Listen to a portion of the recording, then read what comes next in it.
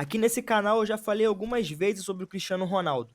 A primeira foi quando falei sobre o maior jogador da história do Real Madrid e cheguei à conclusão que não era ele, e sim o Di Stéfano.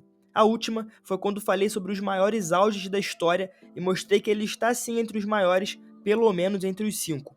Minha opinião sobre o Cristiano Ronaldo é igual a de muitos amantes do futebol por aí. É um dos maiores jogadores de todos os tempos. A sua capacidade de vencer jogos praticamente sozinho é algo fora de série. É realmente um gênio. Mas será que até mesmo os gênios estão imunes a situações ruins e, sobretudo, frustrantes? Será que até mesmo os melhores da história estão imunes à sensação de fracasso?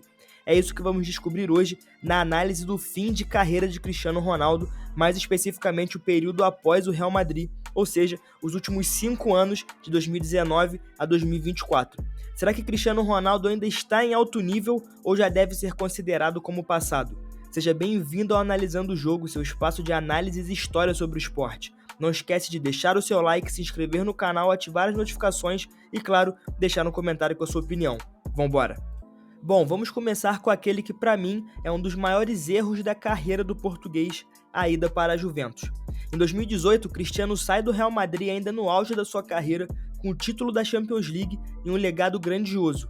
No entanto, a sua ideia principal naquele momento era uma só: recolocar um gigante italiano no topo. A missão era clara: vencer a Champions League com a Juventus após 22 anos, já que o último título do clube havia sido na temporada 95-96. E tinha tudo para dar certo, tá? Mas não deu. A verdade é que a parceria não foi benéfica para o clube e o projeto Cristiano Ronaldo fracassou na Juventus. Vamos dar uma olhada para ver como foi. Na primeira temporada, a Juventus foi campeã italiana, o que de certa forma é normal, e Cristiano teve bons momentos. Individualmente falando, foram 46 jogos, 37 gols e 7 assistências. O grande desempenho mesmo foi na Liga Nacional, onde marcou 31 gols em 33 jogos. Na segunda temporada também foi campeão italiano, mas dessa vez conquistou a Supercopa da Itália, torneio que havia sido vice na temporada anterior. Na oportunidade, foram 44 jogos, 36 gols e 4 assistências. O grande problema é que isso tudo foi pouco, por mais estranho que pareça. A Juventus, antes de CR7, já havia vencido 7 títulos italianos consecutivos, ou seja, não precisava de Cristiano para conquistar as mesmas coisas que já conquistava antes. A chegada do português buscava levar o clube a conquistas maiores, mas não conseguiu. O craque custou 100 milhões de euros e recebia mais de 30 milhões por ano, e vencer títulos domésticos estava muito aquém do que o clube esperava com essa parceria. E um exemplo do fracasso do projeto são as campanhas do clube na Champions League nesse período. Na primeira temporada, caiu nas quartas de final para o Ajax, na segunda, nas oitavas para o Lyon e, por fim, já na terceira, também nas oitavas, dessa vez para o Porto. A Juventus era considerada favorita em pelo menos 2 dos 3 duelos.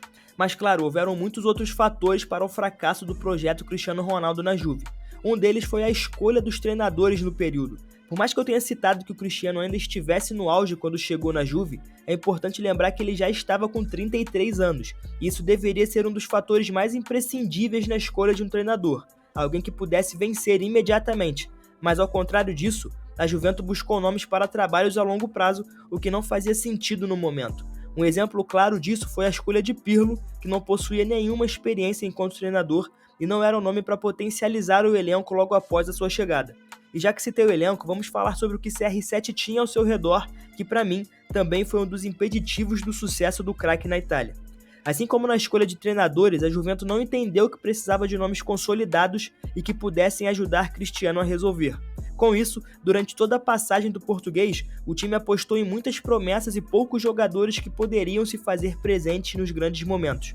No Real Madrid, por exemplo, o português tinha ao seu lado Benzema, Modric, Kroos, Marcelo, Sérgio Ramos, enfim, uma verdadeira seleção. Na Itália, nem perto disso. Era um exército de um homem só que não conseguiu resolver quando precisou. Por fim, a situação ficou ainda mais complicada quando Cristiano Ronaldo entrou na justiça contra o clube por conta de salários não recebidos durante a pandemia. Na época, a Juventus passou por dificuldades financeiras e pediu aos jogadores para que abrissem mãos de seus salários. Cristiano concordou, mas quis o dinheiro de volta depois. Dybala foi outro nome que entrou com uma ação, mas chegou em acordo com o clube. Cristiano não. Dessa forma, o clube precisou pagar 10 milhões de euros em salários atrasados, mais juros. E essa foi a passagem de CR7 pela Itália. Ao todo, foram 134 jogos e 101 gols marcados. Por lá, foram 5 títulos, 2 campeonatos italianos, 2 edições da Supercopa da Itália e uma Copa da Itália. Uma passagem que tinha tudo para dar certo, mas não passou de um sonho. Logo após a saída da Juventus aos 35 anos, Cristiano Ronaldo foi oficialmente apresentado pelo Manchester United após quase ir para o Manchester City. Imagina só Cristiano Ronaldo sendo treinado por Pep Guardiola, seria épico. No entanto, o United venceu a briga e repatriou Cristiano por 2 temporadas. Assim como foi na Juventus, o cenário parecia perfeito. O jogador retornava para sua casa, o clube onde brilhou pela primeira vez. E ele não decepcionou, tá? A primeira temporada contou com 38 jogos e 24 gols. No entanto, Cristiano sofreu com o mesmo problema da Juventus, o desempenho coletivo. O time, na primeira temporada, terminou em 6º lugar na Premier League e dessa maneira nem sequer chegou à Champions League. Talvez essa tenha sido a primeira vez que vimos Cristiano Ronaldo ser um jogador de segundo escalão da Europa. O jogador estava em um time medíocre disputando a Europa League, uma competição secundária, e que ele não queria, visto que o grande objetivo também era a conquista da Champions League. Já em 2022, ainda na pré-temporada, começaram rumores de um possível pedido de saída do craque, visto que, como eu falei, seu grande objetivo era a Liga dos Campeões. E foi aí que tudo começou a desabar, até porque o time também contou com a chegada do treinador Erik ten Hag, que não se entendeu com o Cristiano. É importante dizer que a pré-temporada do United foi realizada na Ásia e Cristiano decidiu não viajar com o elenco por motivos pessoais. A primeira partida da temporada veio no fim de julho em amistoso contra o Rayo Vallecano. O problema é que, ao ser substituído, Cristiano deixou o estádio antes mesmo do fim da partida, o que irritou o treinador, que falou sobre isso publicamente. A crise dessa maneira continuou e na primeira partida da Premier League na temporada, CR7 começou no banco. Dessa maneira, a relação, que já não era boa, passou a piorar com o tempo. O jogador entendia que merecia mais minutos, enquanto o treinador pensava o contrário. A imprensa inglesa, na época, soltou diversas matérias falando sobre a insatisfação do jogador com o treinador. No entanto, a gota d'água aconteceu em uma entrevista para o jornalista Piers Morgan, que foi ao ar durante a Copa do Mundo de 2022. O Cristiano, na oportunidade, detonou a diretoria do United, disse que não respeitava o treinador e que se sentiu traído pelo clube. Logo após o episódio, o clube começou o processo de rescisão com o craque imediatamente, que foi divulgado no dia 22 de novembro do mesmo ano. De acordo com a publicação do clube, o acordo aconteceu em comum acordo. O retorno ao United possivelmente foi a pior decisão da carreira de Cristiano. O jogador se envolveu em polêmicas como nunca, forçou a barra em algumas entrevistas como a que eu citei e claramente mostrou que não tinha mais nível para a elite do futebol europeu. Na segunda passagem, foram apenas 54 jogos e 27 gols marcados. Com isso, deixou a Europa e foi para um mercado totalmente alternativo, a Arábia Saudita, mais especificamente o Al Nassr. Após algumas semanas de negociações, Cristiano Ronaldo chegou ao Al Nassr no dia 30 de dezembro de 2022, abrindo de vez as portas para o mercado do futebol árabe. E talvez esse seja o grande feito de Cristiano após a sua saída do United, tá? O jogador chegou de maneira gratuita ao time, mas com um salário especulado na casa de 200 milhões de euros por temporada. Mas será que realmente foi a melhor escolha esportivamente falando? A temporada acabou e essa foi a terceira consecutiva de Cristiano sem títulos. Houve um tempo que apenas a presença do jogador já dava à sua equipe uma vantagem em relação ao adversário. Existia ali um fator vencedor que fazia de Cristiano e seus companheiros os favoritos. Hoje em dia, não existe mais. O português possui ótimos números, inflados e sempre impressionantes, mas como eles se convertem em vitórias para o Al Nassr? É muito difícil. Enquanto o time do português foca todos os olhares para ele, o Al Hilal, time de Neymar e Jorge Jesus, domina completamente o cenário do futebol árabe. Isso pôde ser visto recentemente quando os times disputaram a final da Kings Cup. O português acertou seu pênalti na disputa e só.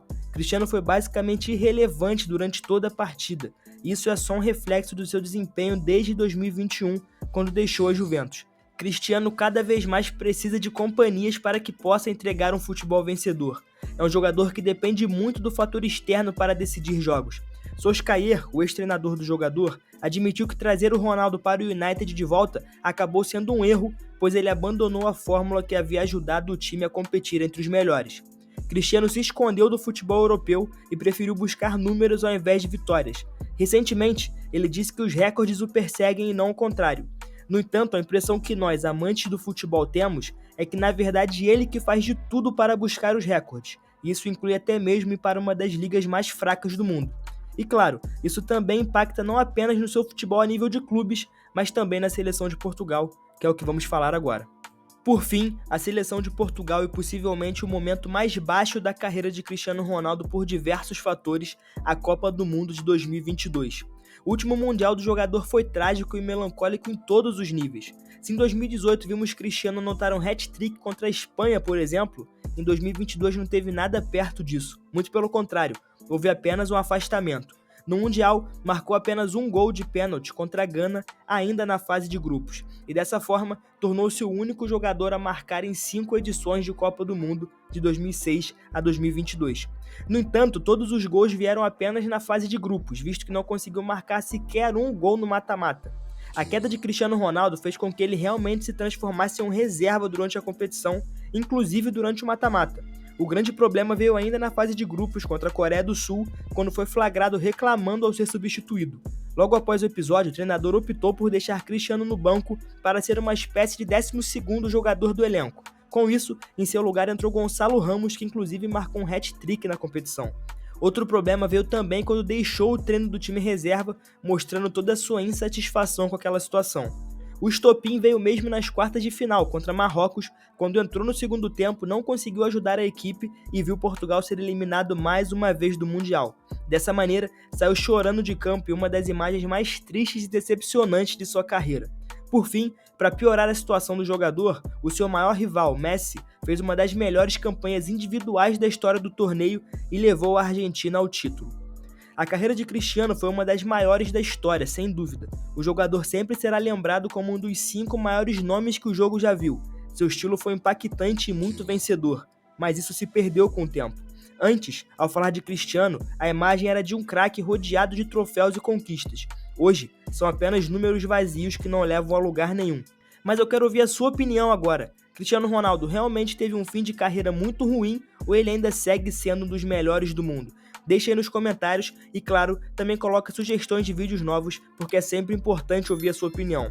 Além disso, não esquece de deixar o like, se inscrever no canal e ativar as notificações. Estamos quase chegando nos 7.000 inscritos. Galera, muito obrigado pelo apoio. Esse foi o Analisando o Jogo, seu espaço de análise e história sobre o esporte. Até a próxima.